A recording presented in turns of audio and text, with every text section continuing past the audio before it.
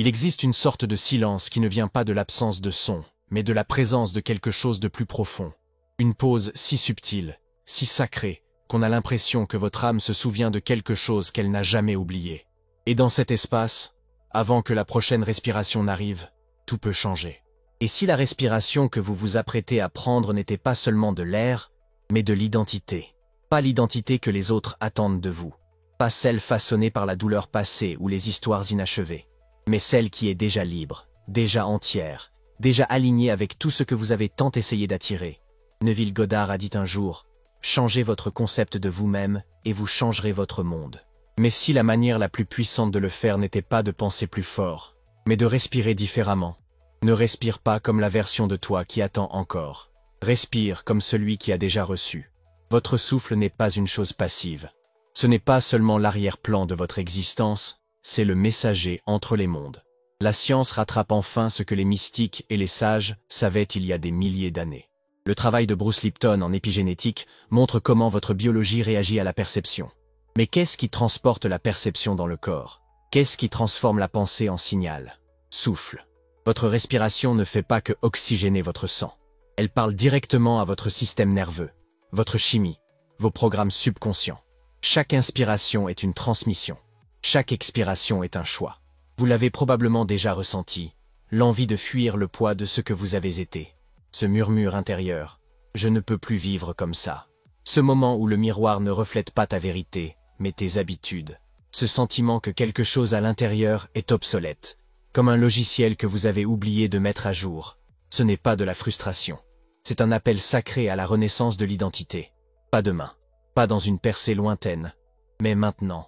Et pourtant, la plupart d'entre nous ont été appris à respirer juste assez pour survivre, pour rester fonctionnel, pour tenir le coup, mais pas pour créer, pas pour devenir, ne pas se transformer.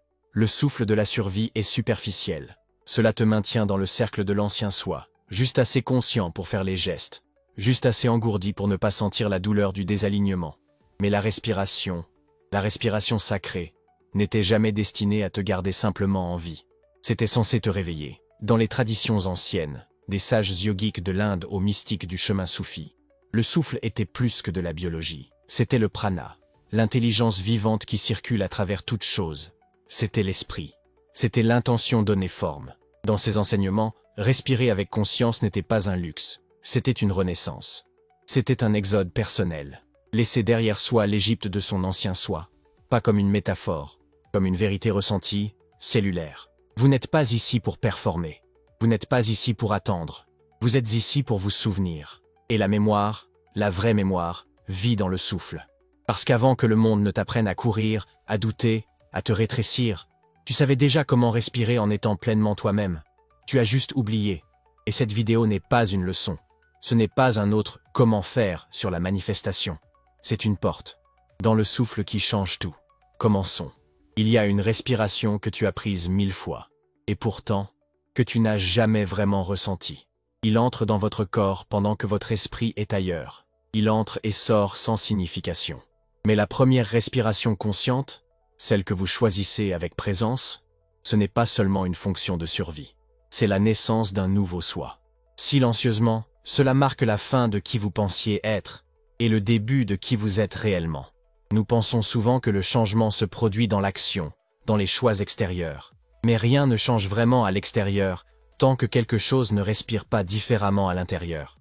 Ton souffle a toujours été un miroir honnête. Il ne ment jamais. Quand tu es dans la peur, il se raccourcit.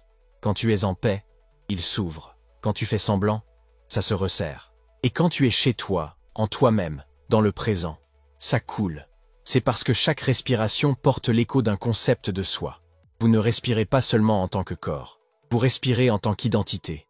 Et parfois, cette identité te tient en otage en silence. S'accrochant encore à de vieux récits. Continuez à répéter des histoires qui ne s'appliquent plus.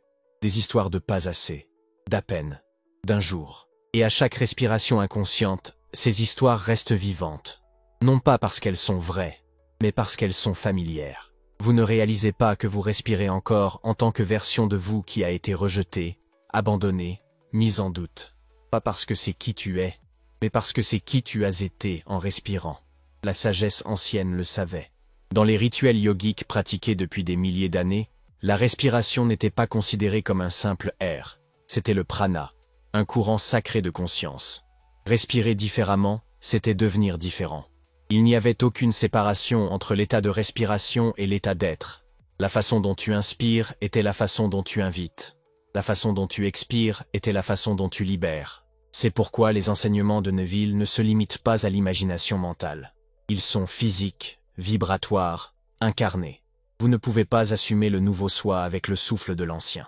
Si vous essayez de visualiser une vie différente tout en respirant comme une personne coincée dans la peur ou l'effort, elle semblera toujours hors de portée. Parce que le corps est encore fidèle au passé. Et tant que tu ne respires pas comme si c'était déjà fait, tu ne fais que faire semblant. So ask yourself, not with your head, but with your lungs, what would it feel like to breathe as the one who already has? What would change, not in your thoughts, but in the rhythm of your chest? Would the breath deepen? Would it soften? Would it rise in joy, or settle in certainty? Il n'y a pas de bonne réponse, seulement celle qui ressemble à un chez-soi. Parce que la vérité est que votre prochain moi n'attend pas dans votre esprit. Elle attend dans votre souffle. Et le moment où vous choisissez de respirer avec cette conscience est le moment où tout recommence. Silencieusement, puissamment, de l'intérieur. La plupart des gens respirent comme des victimes, et leurs résultats le prouvent. Il y a une sorte de souffle qui ne nourrit pas. Il implore. Il ne dit pas « Je suis là ». Cela chuchote « S'il vous plaît, laissez-moi survivre à cela ». Et beaucoup respirent de cette manière, sans savoir qu'on leur a appris à respirer comme quelqu'un qui attend une permission. La respiration est superficielle, piégée dans la poitrine, serrée dans les côtes. Il ne s'étend pas, il se cache. Pas parce que les poumons sont faibles, mais parce que l'identité derrière le souffle voit encore la vie comme quelque chose à endurer. Une respiration superficielle est plus qu'un simple schéma physique. C'est une déclaration énergétique. Cela dit, je ne me sens pas en sécurité. Je ne mérite pas d'occuper de l'espace. J'essaie juste de passer la journée. Et sans s'en rendre compte, cela devient la vibration par défaut que vous portez dans chaque décision, chaque interaction, chaque désir que vous essayez de manifester. Tu respires comme quelqu'un qui espère que tout ira bien, pas comme quelqu'un qui sait que c'est déjà le cas. Et l'univers ne répond pas à l'espoir. Il répond à la fréquence. Ce n'est pas de ta faute. Votre système nerveux a été conditionné par des années de répression, de stress et de survie. Votre respiration a appris à se réduire parce que votre vie semblait trop lourde. Et ce qui commence comme un mécanisme d'adaptation devient une identité. Le faiseur, le plaire, le lutteur. Mais voici la vérité que la science moderne confirme maintenant. Surtout dans les travaux autour du nerf vague et de la neurorégulation induite par la respiration. Votre respiration ne suit pas seulement l'émotion. Cela le crée. Il peut activer la paix. Cela peut invoquer la présence. Cela peut changer votre cerveau et recalibrer votre chimie. Le corps a écouté la façon dont vous respirez, plus qu'il n'a écouté les mots que vous prononcez. Il a pris des instructions de ton expiration. Si cette expiration est précipitée, tendue, incomplète, votre système pense que le monde est dangereux. Si cette expiration est stable, ancrée, complète, votre système commence à croire « Je suis en sécurité. Je peux recevoir. J'appartiens. » C'est le changement. De respirer en tant que victime, à respirer en tant que vaisseau. De vivre en mode attente, à s'ancrer dans le mode réception. Vous ne demandez plus au monde la permission de changer. Vous informez le monde que vous avez déjà changé. Et ce changement ne commence pas par des affirmations ou de l'écriture. Cela commence dans l'endroit le plus sacré que personne ne peut voir, le souffle que vous choisissez dans le silence. Le souffle qui dit, sans bruit, « Je ne suis plus celui que j'étais. Je suis celui qui reçoit avec grâce. » Parce que le souffle ne ment pas. Il ne peut pas performer. Il ne dit que la vérité de qui vous croyez être. Et une fois que vous respirez différemment, non pas parce que quelqu'un vous l'a dit, mais parce que cela ressemble à un souvenir, vous commencez à changer tout le champ autour de vous. Pas par la force, pas par la preuve, mais par la présence. Parce que la présence ne poursuit pas. Cela magnétise. Et ça commence. Avec un vrai souffle. Il y a une différence sacrée entre imaginer vos désirs et les incarner. Entre voir l'image de votre avenir et en entrant dans le sentiment d'y être déjà. Neville Goddard nous a appris à assumer le sentiment du vœu accompli. Mais ce qu'il sous-entendait, et que beaucoup négligent, c'est que l'assomption n'est pas seulement une pensée, c'est un état de respiration. Un changement qui commence non pas dans l'intellect, mais dans les poumons. La plupart des gens essaient de ressentir l'abondance tout en respirant comme quelqu'un qui manque de quelque chose. Ils essaient de se sentir aimés tout en retenant encore le souffle de quelqu'un qui craint l'abandon. Ils visualisent le succès tout en expirant avec hésitation, avec doute, avec tension intérieure. Et le corps le remarque, le subconscient remarque, le chant autour de vous le remarque. Parce que le souffle révèle ta vérité, bien avant que l'esprit ne termine ses phrases. Alors, que signifie respirer comme si c'était déjà fait? Cela signifie que l'inhalation porte la certitude, pas la recherche. Cela signifie que la pause au sommet est remplie d'une gratitude silencieuse, non de besoin. Et cela signifie que l'expiration ne soupire pas d'épuisement, mais libère les derniers vestiges de soi qui ne correspondent plus. Il y a un souffle qui n'espère pas, il sait, il ne demande pas, il déclare. C'est le souffle de quelqu'un qui n'attend plus, qui ne joue plus, qui ne doute plus. Et ce souffle crée des résultats, parce qu'elle porte une fréquence que le monde ne peut ignorer. Laissez-vous commencer un rythme qui parle au chant quantique. Inhalez, en tant que version de vous qui vit déjà dans la réalité que vous ne faisiez qu'imaginer autrefois. Sentez cette respiration entrer comme si c'était la première dans un nouveau monde. Tiens-le, non pas avec effort, mais avec révérence. Comme si vous vous incliniez devant la vérité qu'elle est déjà à vous. Et puis expirez, doucement, complètement, en libérant la fréquence obsolète de l'effort. De courir après, de devenir. Ce n'est pas de l'imagination, c'est de l'imprégnation. Vous entraînez votre système nerveux, votre subconscient et votre énergie à reconnaître une nouvelle base d'existence. Vous ne respirez plus pour espérer, tu respires pour t'ancrer. Et ce qui est extraordinaire, c'est que ce rituel ne prend pas des heures, cela prend des instants. Mais ces moments, s'ils sont pleinement ressentis, peuvent altérer toute votre trajectoire. Parce qu'à chaque fois que tu respires, en tant que version de toi qui l'a déjà fait, tu réduis la distance entre où tu es et où tu vas. Jusqu'à ce qu'un jour, il n'y ait plus de distance. Seulement respirer, seulement présence, seulement la vérité. Avant de continuer, faites une pause un instant. Si quelque chose en vous a déjà commencé à changer, même légèrement, si vous avez senti la respiration se poser un peu différemment, le cœur s'ouvrir un peu plus largement, alors il y a quelque chose qui vous attend dans le commentaire épinglé. Pas une réponse, une réflexion, une clé qui s'aligne avec tout ce que tu commences à te souvenir maintenant. Quand tu es prêt, va là-bas. Laisse ce qui est écrit parler à la partie de toi qui sait déjà. Parfois, la résistance que vous ressentez n'est pas une pensée, c'est un rythme. Une respiration qui hésite dans ta poitrine, comme si une partie de toi s'accrochait encore, silencieusement, fermement, invisiblement.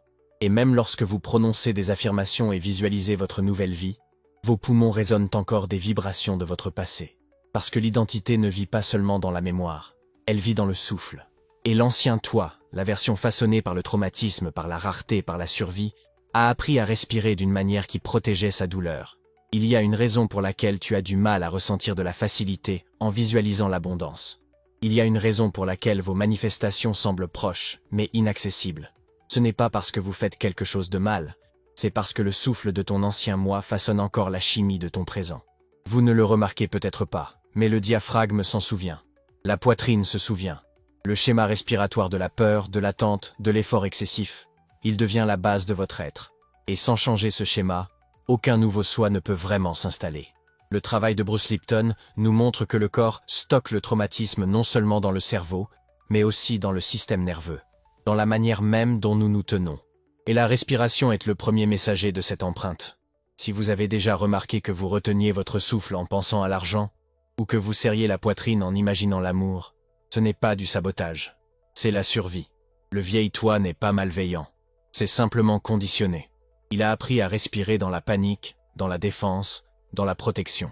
Et maintenant, il résiste à ton expansion. Non pas parce qu'il ne veut pas que tu grandisses, mais parce qu'il ne fait pas encore confiance à la sécurité de lâcher prise. Mais la respiration peut briser cette boucle. Pas par la force, mais par le rythme. Quand vous perturbez le flux familier, quand vous expirez plus longtemps que votre habitude, quand vous respirez dans des endroits qui n'ont pas ressenti d'oxygène depuis des années, vous réveillez un signal dormant. Tu rappelles au corps, nous ne sommes plus en danger.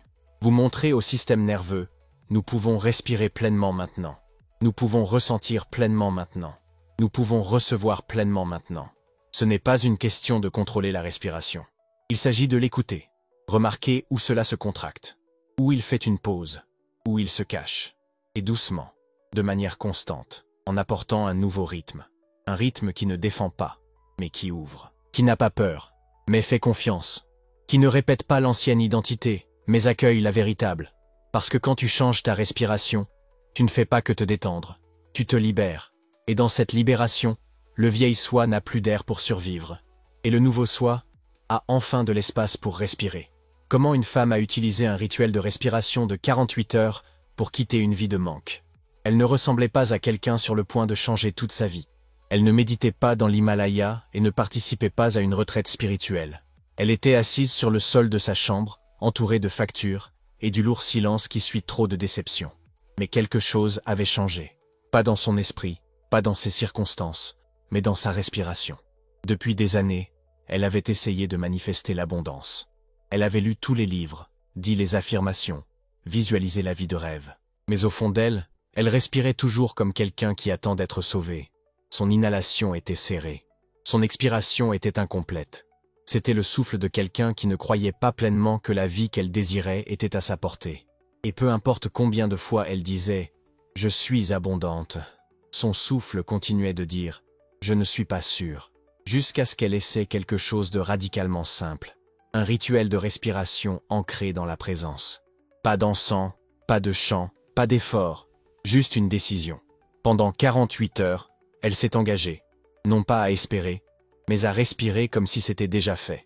Chaque matin, avant que le monde ne puisse influencer son état, et chaque nuit, avant que le sommeil ne puisse la replonger dans l'inconscient, elle s'asseyait immobile et respirait. 3 tours. Inhaler en tant que version d'elle-même, qui avait déjà ce qu'elle n'avait autrefois que dans ses rêves. Retenez cette respiration avec une gratitude silencieuse, sans essayer de ressentir plus, mais en laissant le sentiment parler dans le silence. Puis, expirez, non pas en tant que femme accablée par les dettes ou l'inquiétude, mais en tant que celle qui n'avait rien à prouver, rien à poursuivre, rien à réparer. Juste être. La première nuit, l'esprit a résisté. Il chuchotait tous les vieux doutes, mais elle continuait à respirer. Le deuxième matin, quelque chose s'est ouvert. Sa poitrine s'adoucit. Sa mâchoire se détendit. Une sensation de calme qu'elle n'avait pas ressentie depuis des années commença à l'envahir. Pas parce qu'elle avait tout compris, mais parce que, pour la première fois, son souffle était aligné avec la vérité qu'elle voulait vivre. Et à la fin du deuxième jour, elle n'était plus la même. Les factures étaient toujours là, mais son identité ne l'était pas. L'identité du manque, de l'effort, de l'attente avait perdu son emprise. Quelque chose de nouveau avait pris racine. Et seulement quelques jours plus tard, une opportunité inattendue est apparue. Une qu'elle n'a pas poursuivie. Un qu'elle n'a pas manipulé. Un souffle qui correspondait à son souffle, pas à sa peur. Ce n'est pas de la magie, c'est la cohérence. C'est ce qui se passe lorsque la respiration ne contredit plus la vision. Quand votre corps cesse de se disputer avec vos rêves.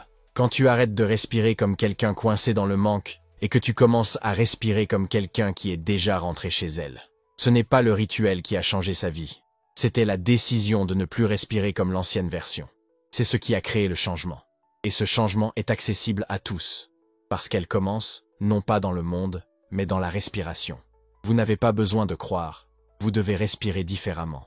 Tant de chercheurs sont épuisés, non pas parce qu'ils sont paresseux, non pas parce qu'ils manquent de discipline, mais parce qu'ils ont essayé de forcer la croyance à travers l'esprit, alors que le corps respire encore le doute. Ils prononcent les mots. Ils visualisent le résultat. Mais quelque chose en eux attend encore une preuve, toujours en retenant son souffle, hésitant encore à recevoir pleinement. Et voici le paradoxe sacré. Vous n'avez pas besoin de croire avec votre esprit lorsque votre souffle parle déjà de croyance pour vous. Le monde répond plus à votre souffle qu'à vos pensées, parce que la respiration est le premier signal, la première vibration, la première déclaration de la façon dont vous vous voyez. C'est la respiration, pas la croyance, qui mène le changement. Cela mène à la chimie. Cela mène le domaine. La croyance est une conséquence de l'alignement, pas une exigence. Vous n'avez pas besoin de vous convaincre de votre valeur. Vous n'avez pas besoin de vous convaincre que vous méritez plus. Vous devez simplement respirer comme quelqu'un qui ne se dispute plus avec sa propre expansion. Cela change tout, parce que cela enlève la pression de toujours se sentir en haute vibration, de toujours penser positivement, de toujours croire avec une certitude inébranlable. Cela vous montre que même dans les moments où votre esprit doute, votre respiration peut toujours revendiquer la vérité. Même lorsque vous êtes incertain, votre corps peut mener. Pensez-y comme à une radio. Vous n'attendez pas d'entendre la musique avant de régler le cadran. Vous syntonisez d'abord. Ensuite, vous recevez.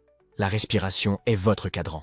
Et au moment où vous le déplacez, doucement, intentionnellement, de manière cohérente, vous commencez à recevoir une diffusion différente de l'univers. Ce n'est pas contourné, c'est l'incarnation. C'est la connaissance plus profonde que le corps ne ment pas. Que le subconscient écoute plus la façon dont vous respirez que ce que vous dites. Que lorsque vous expirez dans le calme, dans la confiance, dans une présence ancrée, vous dites au champ quantique « Je suis disponible, je suis prêt, je suis déjà là ». Et tu l'es. Même si tes circonstances ne t'ont pas encore rattrapé. Même si le miroir reflète encore l'ancien soi. La respiration sait. Et plus vous le laissez guider, plus la croyance suit. Non pas comme quelque chose de forcé, mais comme quelque chose de rappelé. Quelque chose déjà vivant en vous. Attendant d'être réclamé, non pas avec effort, mais avec de l'air. L'ego ne crie pas toujours. Parfois, il chuchote à travers l'effort. Il se déguise en discipline, en contrôle, en perfectionnisme. Il te dit « Essaie plus fort, fais plus, fais-le ». Et dans cette tension subtile, quelque chose de sacré est perdu. La respiration se fige, la poitrine se verrouille, la force vitale se contracte. Pas parce que vous avez échoué, mais parce que vous êtes revenu, sans le savoir, à l'effort de lutter et non de recevoir. Vous ne le remarquerez peut-être même pas. Vous visualisez votre vie de rêve, prononcez des affirmations, maintenez une intention claire, mais ton corps se tend, ta mâchoire est serrée, tes épaules sont tendues, et dans le silence entre l'inhalation et l'expiration, tu retiens ton souffle, non pas comme une encre spirituelle, mais comme un signe que tu essaies trop de prouver ta valeur. C'est le tour préféré de l'ego, pour vous convaincre que la manifestation est quelque chose à accomplir, que vous devez performer, réparer, vous battre pour vous aligner. Mais le souffle révèle la vérité, parce que le souffle ne ment pas. Soit il coule, soit il résiste. Et quand il résiste, cela résonne souvent avec une peur plus profonde. Et si je n'étais toujours pas à la hauteur? Et si ça ne marchait pas pour moi? Et si je faisais semblant? C'est à ce moment-là que vous devez vous rappeler. La création n'est pas une performance. C'est le rythme. C'est la confiance. C'est l'abandon. Pas la reddition comme dans l'abandon, mais comme dans le relâchement du besoin de contrôler le résultat. Abandonne-toi comme un arbre fait confiance au vent, ou comme une vague fait confiance à l'océan. Quand vous relâchez cette tension avec une expiration complète, vous ne renoncez pas à votre pouvoir. Vous y revenez. Vous laissez le corps se souvenir de ce que l'esprit a oublié. Que la facilité n'est pas une faiblesse. Que la douceur n'est pas passivité. Que recevoir n'est pas une question de mérite, mais d'alignement. Et à ce moment de lâcher prise, le véritable changement se produit. Parce que vous n'essayez plus de manifester, vous devenez l'espace à travers lequel la manifestation coule naturellement. La respiration n'est plus prise en otage par l'effort. Il devient un porteur de vérité, un rythme de devenir, une fréquence du maintenant. Vous n'avez pas besoin de forcer ce qui est déjà aligné. Vous devez seulement relâcher ce qui y résiste. Et le premier endroit pour le faire, c'est dans la respiration. Pas une seule fois, mais encore et encore, jusqu'à ce que ton souffle ne reflète plus la lutte, mais l'immobilité. Jusqu'à ce qu'il ne mime plus l'effort, mais la confiance. Jusqu'à ce que l'ego ne se cache plus dans l'inspiration, mais se dissolve dans l'expiration. Et dans cette expiration, tu reviens à ton centre, à ta clarté, à la partie de toi qui n'a jamais eu à essayer d'être digne, juste à se rappeler que tu l'es déjà. Le secret du code de respiration vieux de 5000 ans. Il existe des rituels plus anciens que le langage. Des pratiques chuchotées à travers les générations, portées non par des livres, mais par le souffle. Dans les traditions soufis, dans les écritures védiques, dans les enseignements des mystiques anciens, le souffle n'était pas seulement une question de survie. C'était un accès, un portail sacré vers le plan divin en vous. Ils ont compris quelque chose que la vie moderne a presque oublié, que la respiration est un pont, entre l'invisible et le visible, entre ce qui est supposé et ce qui devient réel. Ces anciens codes de respiration n'étaient pas élaborés. Ils étaient simples, purs, vivants. Parce que la vérité n'a pas besoin d'être complexe, elle doit être incarnée. Et l'un des rituels les plus puissants, pratiqués depuis des milliers d'années dans le silence et la dévotion, est celui-ci, le souffle intentionnel de l'identité. Cela commence dans le silence. Vous vous asseyez non pas comme celui qui espère, mais comme celui qui sait. Tu inspires, non pas avec effort, mais avec déclaration. Comme si vos poumons appartenaient déjà à la version de vous qui est libre, abondante, alignée. Tu tiens, non avec effort, mais avec révérence. Ressentir, pas penser. Laissez la gratitude monter naturellement, non pas parce que quelque chose est apparu, mais parce qu'elle vit déjà en nous. Et puis tu expires, libérant non seulement de l'air, mais le souffle de l'ancienne identité, le souffle de l'attente, le souffle de la rareté, le souffle du besoin. Ce rituel ne prend pas des heures. Cela demande de la présence. 2 minutes, 3 tours, 3 invitations sacrées à se souvenir. Et lorsqu'elles sont répétées 3 fois par jour, matin, après-midi et soir, pendant seulement 48 heures, quelque chose s'ouvre, pas comme de la magie, mais comme un alignement. Neville dirait, ce que vous supposez être vrai devient votre réalité. Et cette respiration ancienne, simple et puissante, est la façon dont vous assumez sans mots. Comment vous déclarez sans parole. Comment tu incarnes sans avoir besoin de prouver. Parce que ton corps écoute, votre énergie s'ajuste. Et ta respiration écrit de nouvelles instructions dans le tissu de ton être. Ce n'est pas une question de contrôler vos pensées. Il s'agit de commander votre fréquence. Et la respiration le fait sans effort, si vous la laissez guider. Il y a une raison pour laquelle la respiration a survécu à chaque lignée d'éveil. C'est la seule pratique que tu as emportée avec toi depuis le moment où tu es arrivé. Et ce sera la dernière chose que tu relâcheras quand ce chapitre se terminera. Entre ces 2 moments, chaque respiration consciente devient un choix. Rester dans l'écho de qui vous étiez, ou respirer en tant que celui que vous étiez toujours destiné à être. Et une fois que tu choisis, le code n'est plus caché. Cela devient vous. La manifestation n'est pas une course. Ce n'est pas une tâche à accomplir. C'est un état à habiter. Et pourtant, tant de gens finissent par s'épuiser. Non pas parce qu'ils manquent de clarté, mais parce qu'ils ne peuvent pas soutenir l'énergie émotionnelle nécessaire pour rester alignés. Ils commencent fort. Ils se sentent inspirés. Mais quelques jours plus tard, ils s'effondrent dans de vieux doutes, de vieilles habitudes, de vieux souffles. Pourquoi? Parce que le corps n'a pas été entraîné à maintenir la vibration. Il n'a pas été nourri avec le bon rythme. C'est ici que la respiration rencontre la biochimie. Là où la pratique sacrée fusionne avec la neuroscience moderne. La façon dont vous respirez influence la dopamine, le neurotransmetteur qui régit votre motivation, votre élan, votre plaisir dans le voyage. Et lorsque votre respiration est irrégulière, superficielle ou stressée, vos signaux de dopamine se dispersent. Vous perdez votre concentration. Vous perdez la joie. Vous perdez votre connexion avec la version de vous qui continue non pas par force, mais par alignement ressenti. Tu n'as pas besoin de plus de discipline. Tu as besoin d'une respiration qui te soutienne.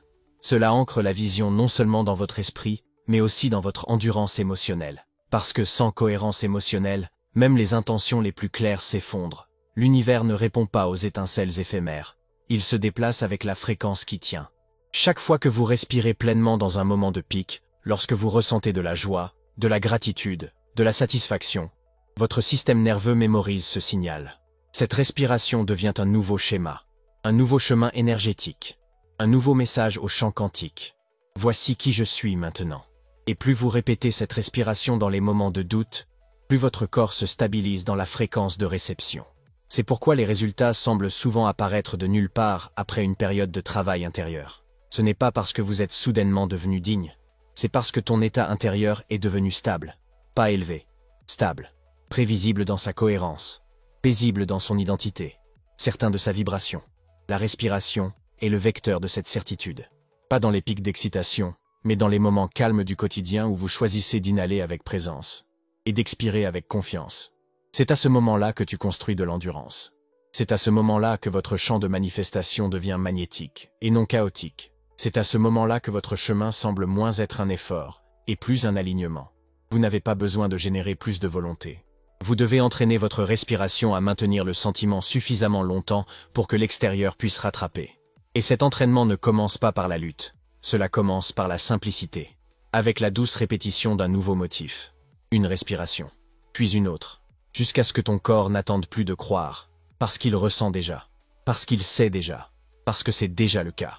Votre nouveau vous respire différemment. Alors commencez à pratiquer dès aujourd'hui. Le changement d'identité le plus puissant ne se produit pas dans votre garde-robe, votre compte bancaire, ou même votre comportement extérieur. Cela se produit dans le silence, en rythme, dans la façon dont ton corps inspire quand personne ne regarde, dans la façon dont ta poitrine s'ouvre, ou ne s'ouvre pas, face à l'incertitude. Votre nouveau moi n'est pas une idée que vous atteignez. C'est une fréquence que tu commences à respirer. Tu n'as pas besoin d'être parfait. Vous n'avez pas besoin de tout comprendre. Mais vous devez vous accorder au souffle de la personne que vous devenez. Cette version de toi, celle qui reçoit avec aisance, qui fait confiance au processus, qui détient la certitude dans ses os, respire différemment, pas parce qu'elle fait semblant, mais parce qu'elle ne nourrit plus la tension de l'indignité. Faites une pause un instant et demandez-vous, comment respire-t-elle quand les choses ne se passent pas comme prévu? Comment expire-t-il lorsque le solde bancaire est inférieur aux attentes? Comment votre moi supérieur navigue-t-il la déception? Non pas avec réaction, mais avec rythme. C'est la pratique. Pas de réparation. Pas forcé. Mais se souvenir que la respiration n'est pas seulement un outil, c'est l'image de soi en mouvement. Chaque inspiration dit « Voici qui je suis maintenant ». Chaque expiration libère qui vous n'avez plus besoin d'être. Et lorsqu'il est pratiqué de manière constante, cela devient un rituel de réalignement, non pas une fois par semaine, mais dans le tissu silencieux de votre vie quotidienne. C'est un simple point de vérification. Qui suis-je en train de respirer en ce moment? Respirais-je comme quelqu'un qui aspire encore à devenir? Ou bien est-ce que je respire comme celui qui est déjà là? Cette question n'a pas besoin d'être répondue avec des mots. La respiration répond pour vous. Et s'il est encore pris dans la peur, dans l'effort, dans la contraction, ce n'est pas grave. Tu n'as pas besoin de le juger. Vous n'avez qu'à remarquer. Parce que le fait de remarquer est déjà le changement. La prise de conscience est déjà le retour. Vous n'êtes pas ici pour vous calmer constamment. Vous êtes ici pour activer votre vrai moi, pour réveiller la partie de vous qui ne correspond plus à l'ancien souffle. S'aligner avec le rythme de quelqu'un qui ne négocie plus avec son propre pouvoir. Et la beauté de cette vérité, c'est que vous n'avez pas besoin d'attendre. Vous n'avez pas besoin de plus de connaissances. Vous n'avez pas besoin de circonstances parfaites. Vous avez seulement besoin d'une respiration qui reflète la version de vous qui sait déjà. Je ne deviens pas. Je me souviens. Et ce souffle est la preuve. Expire le passé. Inspire la version qu'il a déjà. Il y a une respiration qui n'espère pas. Elle se souvient. Neville a dit, assumez le sentiment du souhait accompli et respirez-la. Votre biologie écoute. Votre avenir répond au rythme que vous choisissez maintenant. Ne frappe pas à la porte de ton nouveau moi. Respirez comme si vous y viviez déjà. Parce que tu y es.